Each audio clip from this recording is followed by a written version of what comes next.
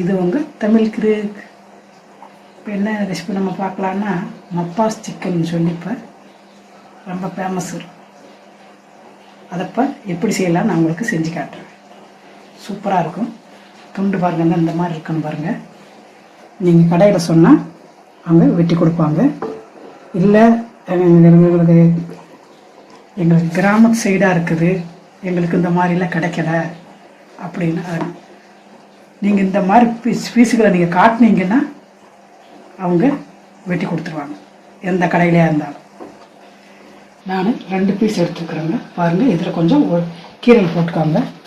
அப்போ நமக்கு மசாலா நல்லா ஒட்டும். பாருங்கள், இதில் ஒரு கீரலை போட்டிங்கன்னா பாருங்கள், இப்படி இந்த ஒரு கீரல் போட்டுக்கணும். சரி, அதுக்கு தேவையானது பார்க்கலாம். நான் காஷ்மீர் சில்லி தூளுங்க. இது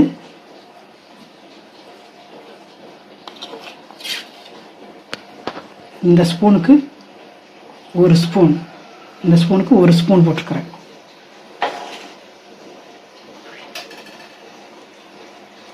ஒரு ஸ்பூன் மிளகு,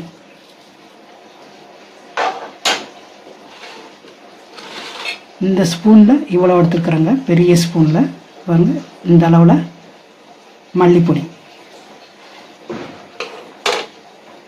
இந்த அளவில் கரம் மசாலா வரும், இந்த அளவில் கரம் மசாலா,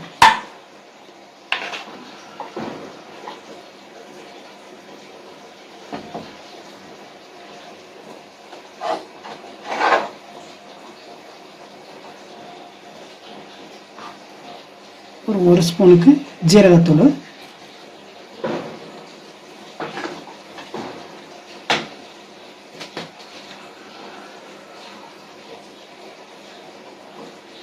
தேவையான அளவு உப்பு. இதில் இந்த அளவில் 1 ஸ்பூன் நிறையா எடுத்துக்கோங்க. அரைவாசி தான் புளிச்சிருக்கணுங்க, அரைவாசி புளிப்பு தான் இருக்கணும். நிறையா புளிப்பாக இருக்கக்கூடாது. தயிர் புளிப்பாக இருந்தால் நல்லா இருக்காது. அரைவாசி தயிர் தான் நம்ம இந்த சிக்கனுக்கு வந்து நீங்கள் இன்னொரு சார்ஜ் மாதிரி பண்ணணும். அதுக்கும் அப்படி தான் யூஸ் பண்ணணும், இதுக்கு அப்படி தான் யூஸ் பண்ணணும். வரும், இதை போட்டுக்கணும். தயிர்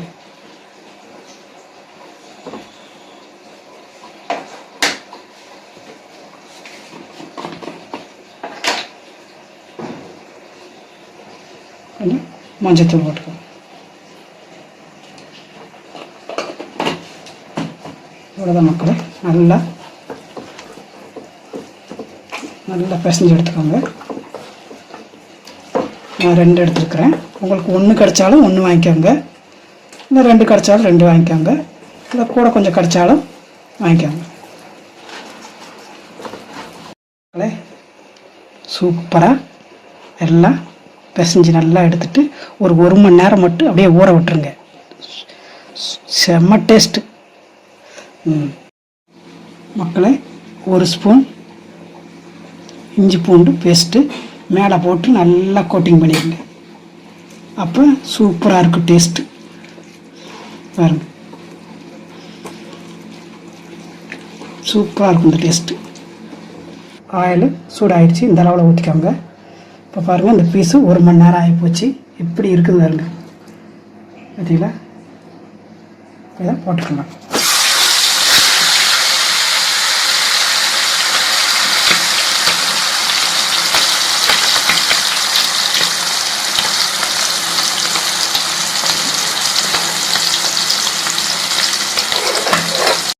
மக்களை எப்படி இருக்குன்னு இதை திருப்பி போட்டுக்கலாம்.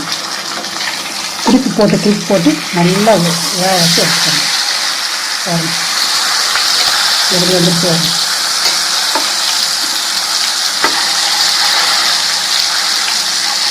பார்த்தீங்களா மக்களே? சூப்பராக இருக்கும், சூப்பராக வரும்.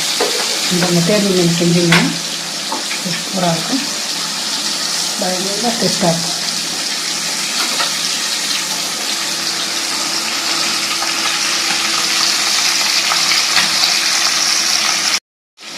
அதனால் இந்த அளவு சட்டி இருக்கிறனால உங்களுக்கு அகலமான சட்டி, பெரிய சட்டியாக இருந்தால் 2 பீஸையும் போட்டுருங்க. 4 பீஸ் கூட போடலாம்.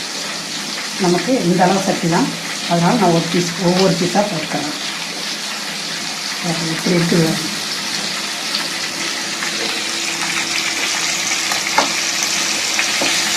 இதுக்கு ரெடி ஆகிட்டுருக்கப்பா, சூப்பராக ரெடி ஆகிட்டுருக்குது. ஒரு சின்ன சாஸ் ரெடி பண்ணி வைக்கலாம்.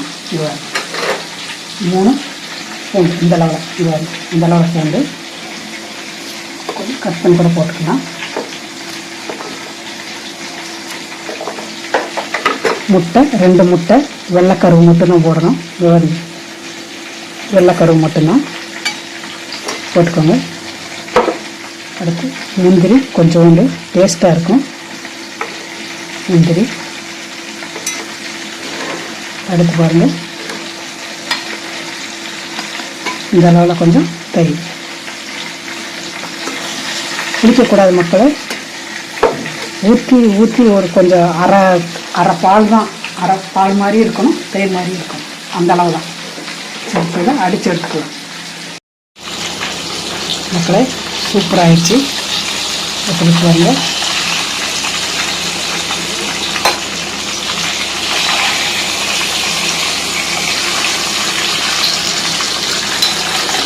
சூப்பராக வந்துடுச்சு.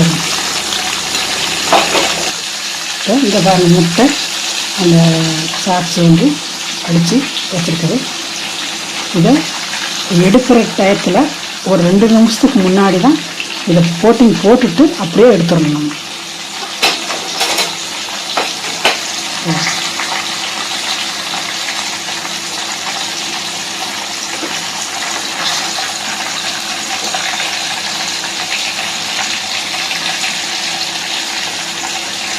அப்படியே இதை எடுத்து நம்ம பிச்சு மேலேயே அப்படியே தொட்டு சாப்பிட நல்லா இருக்கும்.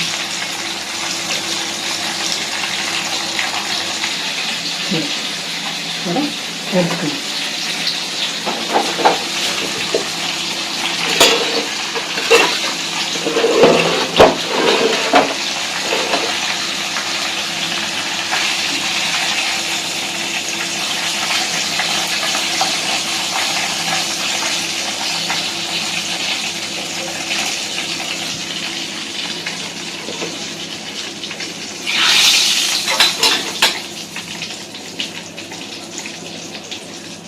அவ்வளோதான் மக்களே, எப்படி இருக்கு?